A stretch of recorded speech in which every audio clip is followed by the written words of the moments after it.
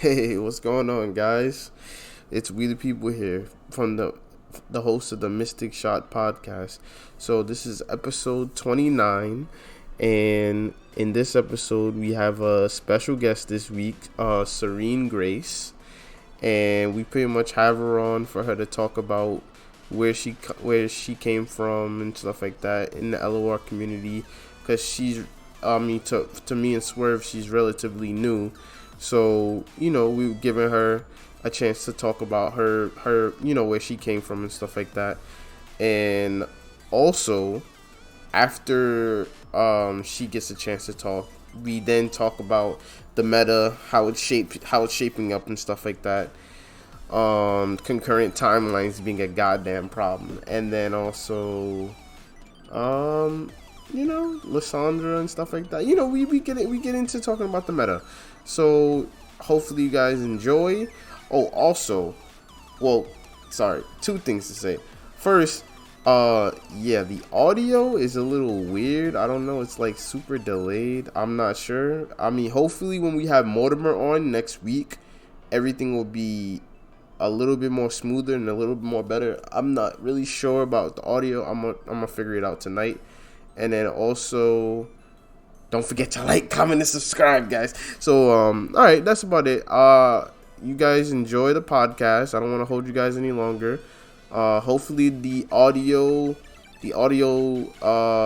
being delayed doesn't hurt the video too much.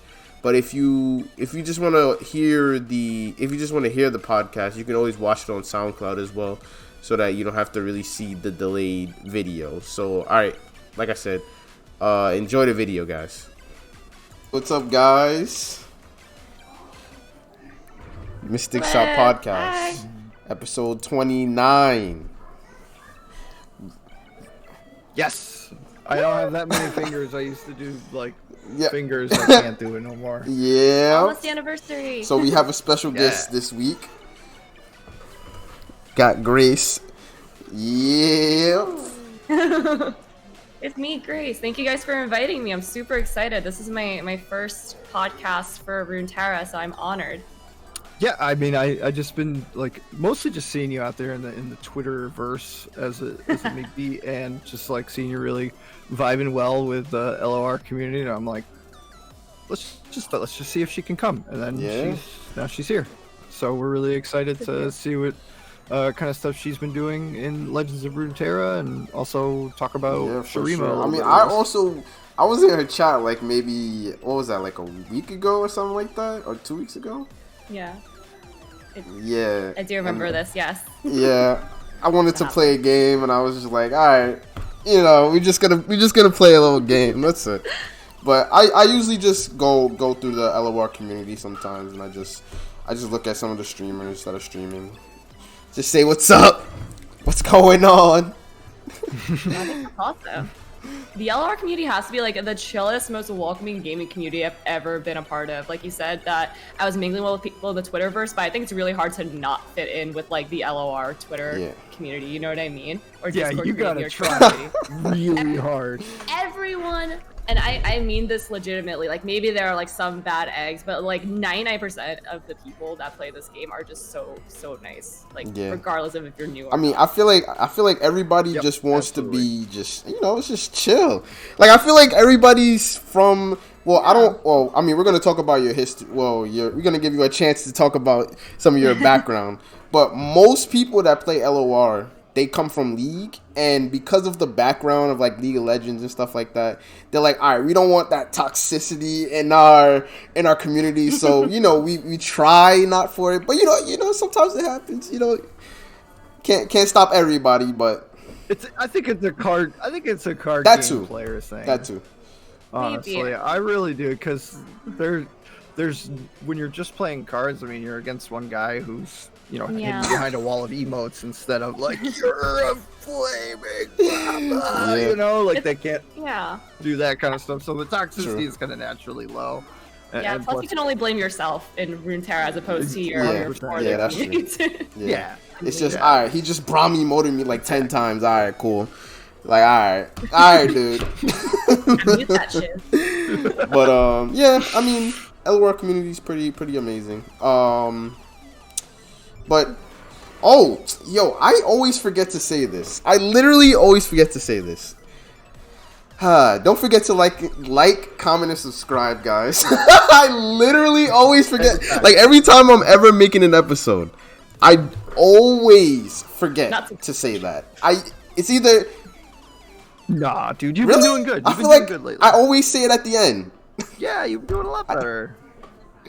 I think that's where it normally happens on YouTube. Is at the end. Well, I feel like it's good to say it in the beginning, so just in case you catch the people that don't watch your whole video, and then it's good to say it at the end. So, but for everybody that's still here, don't forget to like, comment, and subscribe.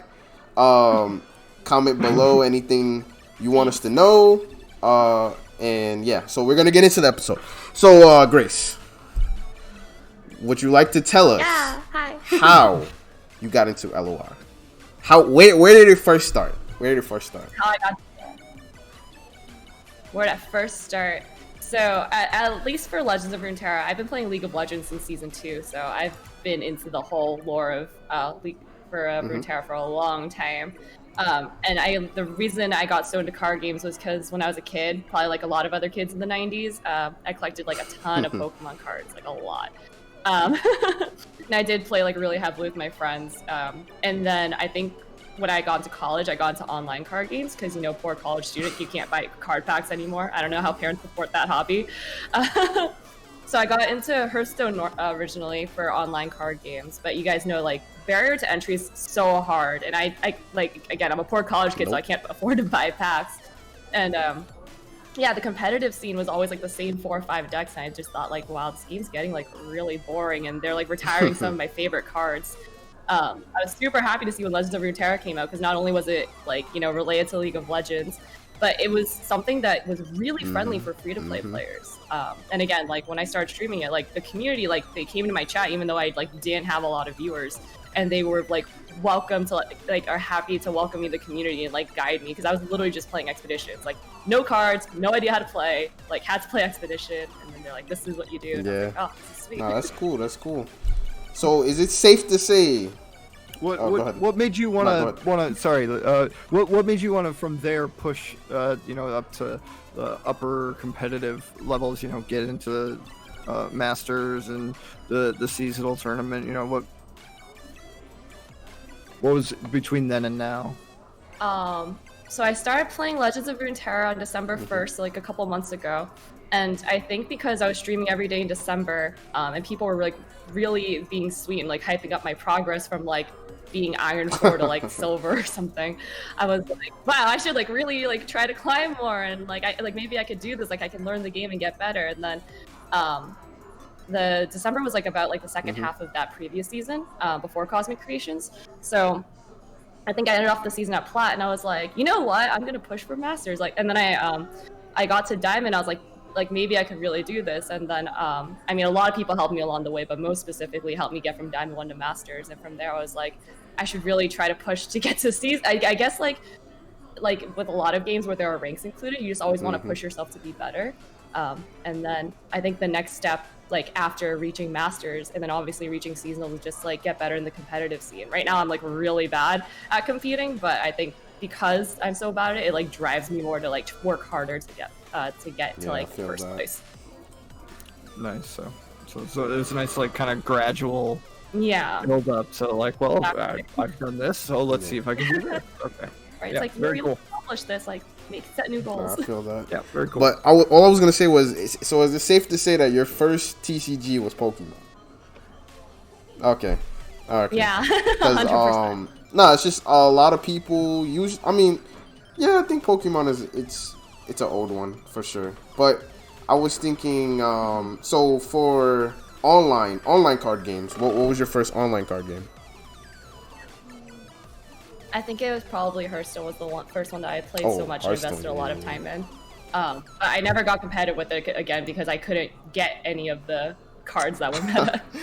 Honestly, what turned me off about Hearthstone was you literally just like you could just pay money and just, all right, let's build a deck. that was the thing about Hearthstone. But yeah.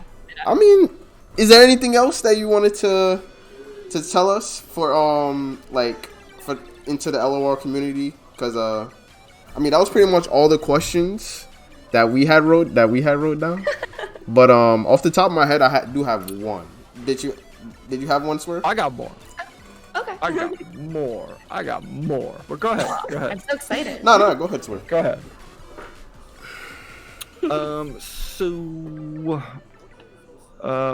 What do you think is the most appealing aspect of LOR as a card game? Oh, definitely. As a new I know player, that you mentioned the free-to-play model, so there's more to it than that. sorry. As a new player, I think the tutorials are extremely helpful out of like any card game I've played. So Hearthstone was my first card game, online card game, but I've also played like the Smite card game, Hand Gods. I was like really into that. I played Duelist, and like nothing has been as like introductory friendly as Legends of Runeterra has. Like they introduce you to the regions and like the main mechanics of each region like fairly well. Even like I remember like the first Shadow Isles tutorial, you know, when you use Prankster. I've never seen that mechanic in any other card game, and I don't think I would have learned it as quickly had they not like forced me to play it. So I think that's really nice. And then I think what everyone else can agree on is obviously like the artwork in the game, the voiceover lines, the interaction between cards. Like it's fantastic. I don't think like any other card game puts as much effort as like Legends of Runeterra does. Like sincerely, it's just it feels good to play the game and kind of get to like know the cards and you get to know the story just by playing the card game. Yeah. The voice interactions are some of my favorite. Absolutely. Now that you've been playing for a long time, have you had a favorite archetype or favorite champion? Something that's really stood out to you? A certain deck? So I love aggro, like Smork all day, every day. I love really fast games. Space is the place. Let's go. Space is the place, exactly. And I'm notorious for liking very short games. If I can finish a game in 2.5 to 5 minutes, that's the dream. I always tell my chat I'd rather lose a game in like 5 minutes than lose a game in 30. So I love things like Noxus and Bilgewater that I can just rush to the face. Yeah, I feel that. Very nice. Love me the sure. pirates. Exactly. Pirate aggro was my baby last season, but too bad it doesn't work too well now. Okay. Yeah, go ahead. My last one. Do you have a favorite emote? The Lulu emote. Wait, Juicy? That's Let's go! the best emote. Yeah. That is Lulu's plus my tier. main in League. And I just think it's like the emote is so cute, like so funny, so BM, and like so creepy at the same time. It just like envelops everything I love about the character. Yo, so. that emote. Yeah, dude, that emote's never gonna come off my bar. Nah, that it's never gonna emote's come too off. good. That was the first emote I That bought. emote's too good. Honestly, it is. But all I was gonna say was, is there any cards that you have been playing in Shurima so far that you really enjoy? So I've been playing just like Shurima the region, not like No, just Shurima right? the region. Just Shurima in part. Just the region. I think out of all the champions, I guess I play Azir and Sivir the most. Azir for like obviously Azir's the only aggro champion from the new deck.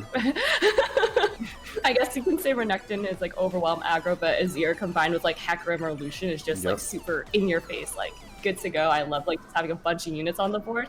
And then Sivir I've been using for overwhelm aggro decks, and like obviously spell shield's like hecka broken, so Yeah. Love your and I think her like level up abilities like one of the strongest in the entire game to just like spread all her keywords, like everyone gets spell shield and quick attack and like whatever other lucky finds you get. So I think that's really fun. For sure. Yeah, All right, definitely. so it's a good segment in to our other part of us talking about Shurima and stuff. So I mean, okay. This is the part where I say a hot take. I'm not gonna lie. These are always a little spicy. Just Debate time. it's like sarcastic spicy. They're always ridiculous. All right. Okay. So, I'm ready. in my opinion, I feel like a lot of people thought LeBlanc was gonna be trash, but she's actually a really good card. I never said that. I was super excited for LeBlanc. I think LeBlanc's a good card. I just don't think of her as a champion. I think of her as another unit. Does that make sense? She's like a great unit that happens to level up. You know, kind of like Senna. And her spells are cool. For her as a champion itself, I just kind of like, if I need her to block something for me, I have like no hesitation. I'm like, here you go. Yo, so wait. So you're saying that LeBlanc is a better follower than Yasuo?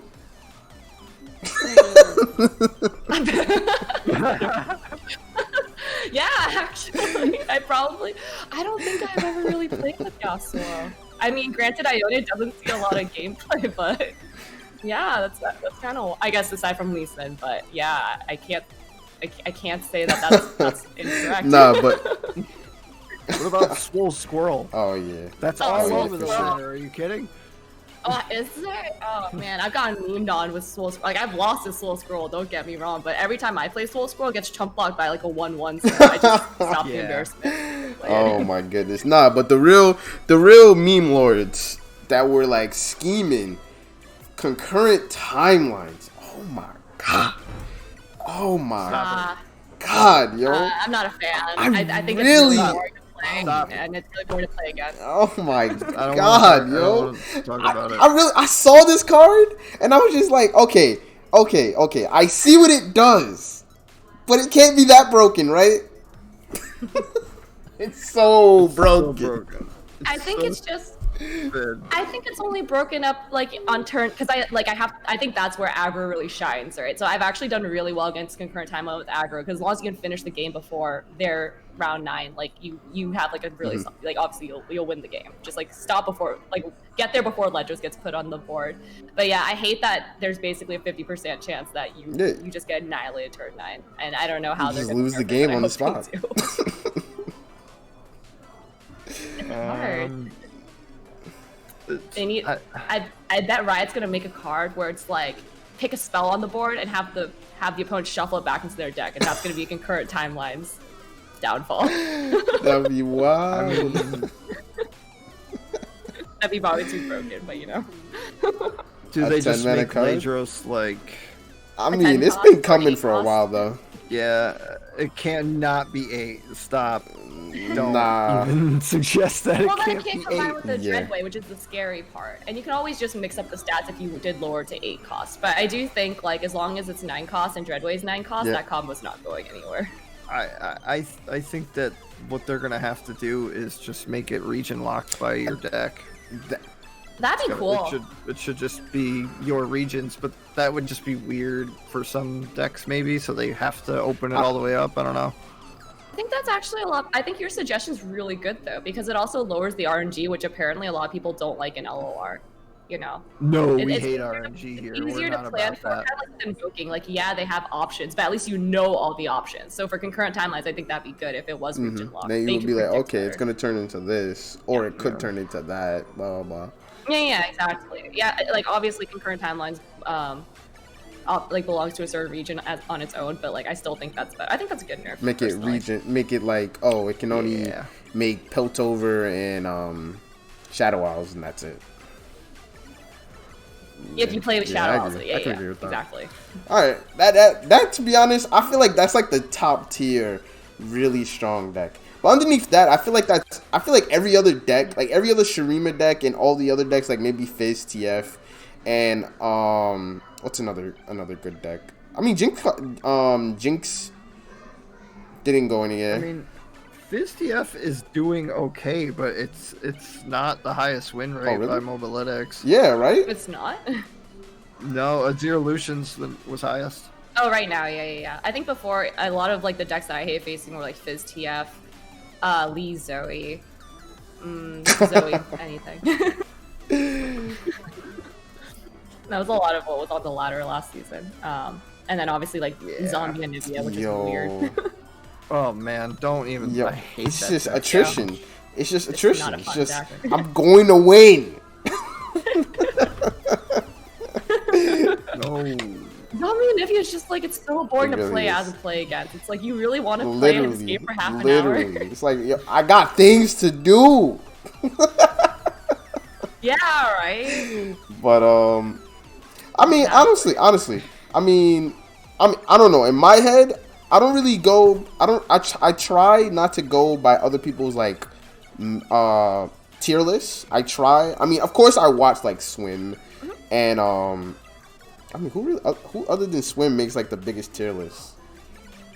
Honestly. I'd say Mogwai. Oh yeah, Nick makes plays. Yeah, he does make a good tier list. Yeah, he does. A lot of the meta decks. But I try not to go based off of that, and I try to go based off of what I see on ladder because I do play a decent amount of ladder when I can. To be honest, I've seen a lot of Lucian Azir, which I think is a really good deck. But I don't think it's like tier 1 in my opinion. I don't think it's tier 1. It is the best like aggro deck with Azir at the moment, Azir Lucian. I think the meta's still like really early. Like it's too early to say what's tier 1 or tier 2. I think the only thing that people think right now is that like in current timelines is tier 0. Also, I literally just remembered Lissandra with X card. It's probably really good. Yeah, I've seen a lot of Lissandra and Trundle, Lissandra and Swain, and they are. It's I think it's a really solid deck, and it's a much funner deck than Zombie and Nivea. Because it actually has a win condition. I said it, dude. I told you, dude. Lissandra Swain. I told you it was gonna be freaking bonkers. That's what I've been playing lately. You know, I've been playing a lot of that lately. It's so good. It's so good to have 2 separate late game win conditions. It's awesome. But those games are also guaranteed to be long. So long. Yep. So long. So long. So Freljord is just so long. Especially with that 3 cost that deals 1 to everything. I literally just Ice Shards. Yeah. Oh, the Ice Shards. Yeah. I love that card. That's great though. Maybe that's why TF is so bad now because you just Ice Shard everything. Yeah, TF. I mean, and the Blighted Ravine really is kind of what's doing it too. The Blighted Ravine plus Avalanche makes it so that TF has a really hard time sticking. And I like Blighted Ravine. It is really good. Yeah. I love some good clear when I'm not looking. Yeah, Blighted Ravine is definitely a better card than I thought it was gonna be. Not gonna lie. Oh, it's so good. Freljord got like a lot of great stuff, and I'm really happy for them. Came in really strong. It's definitely been my favorite region of the past couple expansions, maybe. Nice. And Swain is my favorite champion, so I've just always played the Freljord Swain all the way up every time I climb. And now I'm getting like the urge to play that. Maybe I'll do that after this. I got you. All right. So what? Yeah, so what do you guys think about Sundisk? What do you guys think about Sundisk? I think it's really fun. I don't think it'll ever be meta, but watch me eat my words. Like, watch it be like played on Master Ladder and competition. But like, yeah, I think Sundisk. If I want to watch a 3-hour-long cinematic of like 3 champions leveling up to level 3, I will play it, and I will force my opponent gonna watch to watch it with me. But I was last Saturday morning, right? I was playing a normal game while getting the kids breakfast, and I randomly in a normal game got put up against SJW. And I was like, okay, we gotta go for it. And he was playing the mono Shurima, right? And I was playing like Nasus Swain or something silly. And I beat him, but I wanted to see all 3 champions level up, but it didn't happen. You want to put yourself through that? Oh no. I wanted to watch it, yeah. That's fair. I think the first time it's really exciting. Every other time you're like, I want to surrender. This is so long. Get me out. Yeah, pretty much. And the game is kind of over once they level up to level 3. I put my version of the Lissandra Swain in the chat for your pleasure if you need it. I'm excited. My coach has been getting to play Trundle Swain, so I want to see if Lissandra Swain's better. I was commenting actually on Twitter saying, like, Trundle Swain's been good for a while, man. It's been really good. Everyone just likes Lissandra because she's the new flavor, you know? I really like expansion. I really like the song. Trundle Swain. I want to admit, honestly, but what about Talia? Like, does she do enough? Like, yeah. Talia, I think she wants the expansion to come out to see what she can really do. At the moment, I think the strongest combination for Talia is with Veil Temple, because I'm like, oh my god, Veil Temple is such a great landmark. Yeah, that's crazy. But like, I've told people this story, but I've literally faced a game where they made like 3 copies of Talia on their board and they still lost. I don't think Talia's that great yet. Sorry. Damn. They copied her 3 times and they had her ability like 9 times and they still couldn't win. That's saying I think that's saying for something. Sure. But all right, that's. I feel like that's about it. I mean, Shurima. I mean, we haven't gotten everything from Shurima yet. I like Nasus. Oh yeah, Nasus is yo, awesome. yo, Nasus Atrocity. Oh, really? Atrocity Yeah. Nasus is a really popular thing right now. Eric, what's your favorite card from Shurima? Kindred. Yep. Kindred? Kindred. Okay. Yep. Eating all my Give stuff. me everything. Kindred is the new top bench. Kindred is really good. It can be pretty cancerous, but there was like some hot takes on Twitter about that not being easy to play around, and I like hard disagreed with them. Like, it's pretty easy to play around it. It's just like any other card in the game. There's lots of play around for Kindred, sacking your units, taking damage instead of blocking for a good trade, stuff like that. I mean, she just. To be fair, I lose a lot to Kindred, so I think I it's feel hard. like it's just Kindred puts you in awkward positions. That's the whole thing with her. She puts you Yeah. in awkward. Yeah. Yeah. Yeah, it's uncomfortable. So yeah. that's the whole thing with her. Exactly. I've never had to think so much about blocking and like sacking Yeah. off my It's like own you have to units. plan turns ahead because. It's kind of like Heimerdinger. She reminds me of Heimerdinger, like the way Interesting. that you have to play around it, because you have to play Heimerdinger in such a weird, nuanced way usually in order to get victory. Watch don't out know. for them turns. My favorite card from Shurima though, Spirit Fire. I love that card. That's a really good card. Yeah. Burst speed, dude. It is That's insane. incredible. You know I love And you the can't Spirit touch Burst. Oldfield. Nope, it's so good. Yeah, it is It's really good. really good. I think that's like, yeah, that's certainly the most fun card, and it's the easiest clear. Like, I don't know. We were hyping up Blighted Ravine, but nothing feels better than just like popping a Spirit Fire and be like, goodbye. Bladed Ravine is different because you can play it proactively. You know. Yeah, exactly. You'll Spirit forward you to Fire's everything general. next round, but Spirit Fire's just like, It's just you're playing aggro. Fire is- That's nice. That's literally. well, Spirit. I usually get Spirit I'll Fire. wait here. I'll wait here until turn 4. I'll wait. Burst speed. Oh man, that's wild. Grace, what's been your favorite card of Shurima? From the new expansion. Gosh, I don't know if I just have like one in particular favorite, but I love all the cards that make people kind of have to suffer a little bit. So, Rockhopper is great. Put out that that landmark, so people have to like just be like, well, I can't put this on the field now because you're gonna pull it next turn. Or like Runner, the 6/4 with the spell shield. That's also Yeah. really good. Yeah, Everybody said that card was gonna be It nuts. is and really is. good. It's so nuts. I think I just really like the Shurima followers now that I think about it. Like Marshall is really good. The card where it's like if you level a champion, give allies everywhere +2 attack. And like, wow. Yeah, that card's crazy. I think the one where if you level a champion, it heals you each round. That's kind of Yeah. But I think every like Shurima region follower has been like really fun. yeah, definitely.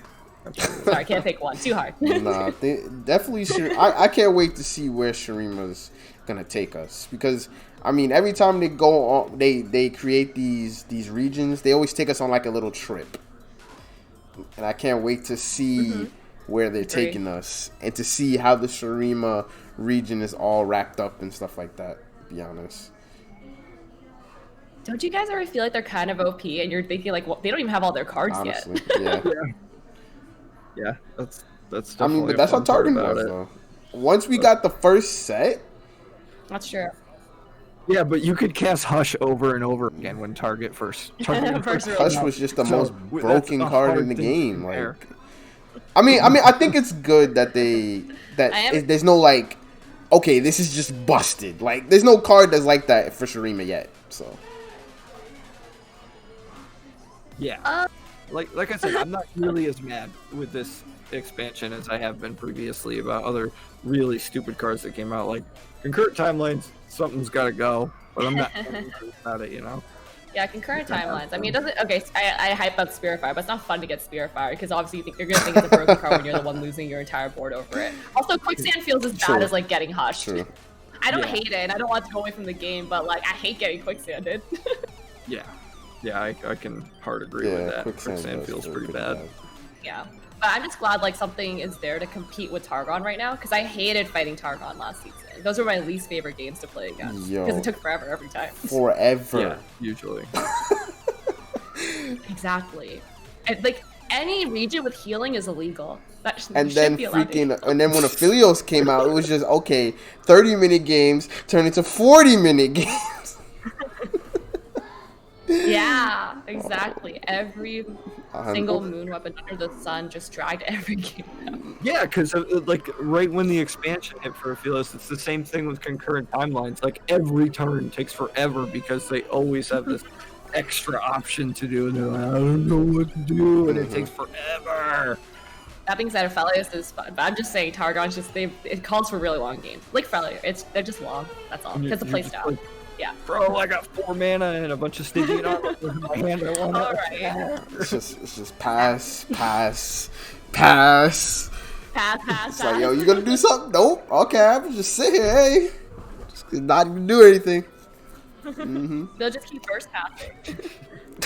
Just gonna hang out, wait for you. Exactly. Come to my house. But alright, I don't have anything else to add to honestly I think we talked about pretty much everything. Swerve, did you have anything else to say? No, I mean we'll take a deeper dive into more Shurima stuff in other episodes, but yeah, you know, generally overall Shurima's been feeling really great, and I'm super happy with where the game is at right now. I feel like the most craziest card has to be Timelines, but I feel like they're gonna figure something out. Like, let's be honest, it's probably gonna get region locked, or who knows? Maybe they could make Lidros 10, like whatever. Like, I'm sure they're gonna figure something out. They're not gonna keep it how it is, because the more people talk about it, the more people literally say, okay, this is ridiculous. I shouldn't be literally losing the game on turn 9. Like, this is ridiculous. Like, come on. So the more people talk about it, the more, you know, they'll see that this is a really broken function, and they'll do something about it. But I have something to add. I do have a favorite card, the Scarab, because it made Deep viable, and Deep is like the funnest deck in the game. That one card made Deep playable again. I was watching Wondermello play in the tournament the other day, and I was just like, yeah. I was like, yo, Deep is back. I know. I was so upset. Like, she said something that like really stood out to me. She was like, people are questioning why I brought Deep, but she's like, it's my favorite deck. It's what I'm most comfortable with, and it's like, if I have Deep, then I won in my heart. And I was just like, I should have been brave and just bought Deep too, because I really like it. And I like sucked in that tournament. I was like, I should have just brought Deep and had fun with it. It's everyone that wants to climb with like for fun times. For sure. Deep is the way. Deep is back. That one card, great I was like, yo, definitely brought it back. But what you say, Sword? I'm not. What? I'm not convinced. Yo, go watch that clip with I will send you that clip. She didn't even, she was talking to chat. She didn't even care about the game. She was just play this, pass. I was like, yo. Let me clarify. Let me clarify, okay? Deep is not a bad archetype. I just don't think it's nearly as good as what else is out there. I'm not saying it's like tier 2 or tier 1 or anything like that. I just think it's a really fun deck. I think it's like it's kind of like when I'm like really tilted from the climb, I just want to play Deep and just like be all smiles. And it's like, if I can't get that Watcher effect, I might as well just play Deep and let Malachi finally do something. Oh my god, he has a purpose. Exactly. When Watcher got released in the teaser, everyone was like, well, Maokai is useless now, you know? Kind of like when Renekton came out, it was like, Shyvana's obsolete. But But you know, because of this one card, Maokai has like some function in the game, so he's like not like the least played champion. That's all I'm saying. It's just a fun deck, but I agree with you. It's like I don't think it's S tier or anything like that. Nah. Certainly not. And with that, we will close out this episode. Yo, talking about deep. I mean, Nothing wrong deep with is that. deep is a good deck. Well, all right. Let's end it. It's fun. It's fun. But okay, so I appreciate everybody for coming through.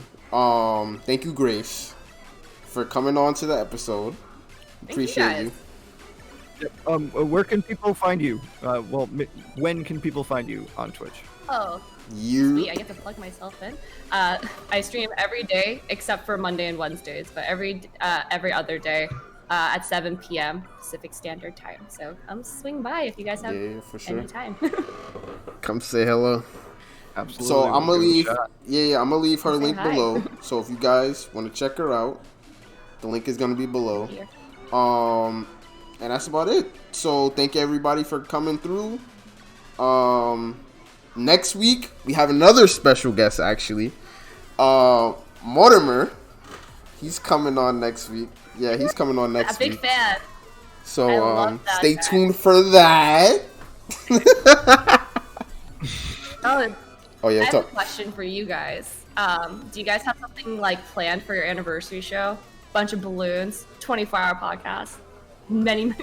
I'm down actually. I haven't done a 24-hour stream in a while. You down, Swerve? I'm down. Can I take naps? Like, He has a fan. come on, I'm not ready. Exactly. I'm down. Come on. I'm just trolling, but I do think it'd be really cool if you guys did something like special for your anniversary. Because being like making content for a year, especially specifically around Runeterra, Nah, yeah, is we really should cool. definitely think about. We'll brainstorm about it for sure. We gotta get Gomez back in here for that. Oh yeah, you're right. Yo, we should. Gomez.